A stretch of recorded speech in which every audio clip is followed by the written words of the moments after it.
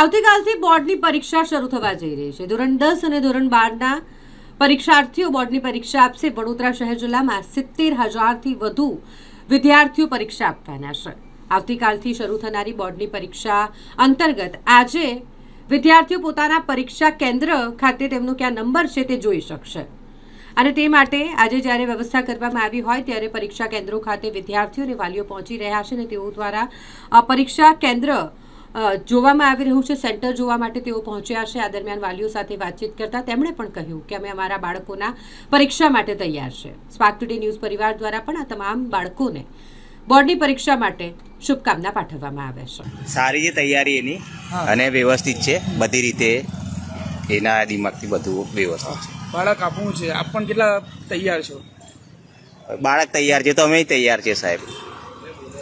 આજે સ્કૂલ જોવા આવ્યા છો? હાઈ સ્કૂલ જોવા આવ્યા હતા, એમનો નંબર જોવા આવ્યા હતા, એનો નંબર જોઈ લીધો. હવે ગઈકાલથી એને પેપર ચાલુ થવાનું છે તો હિસાબથી અમે એને મૂકવા આવીશું. હા, મેં 10મા ધોરણમાં છું. મેં 10મા ધોરણનો સ્ટુડન્ટ છું. જીવન સાધના સ્કૂલ છે, નાગર નવી ધરતી, વડોદરા.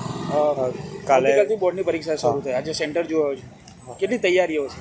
બહુ સારી તૈયારી છે. અમે લોકો કાલે ગુજરાતીનું પેપર છે, તમે ફૂલ મન લગાવીને પેપર આપશો.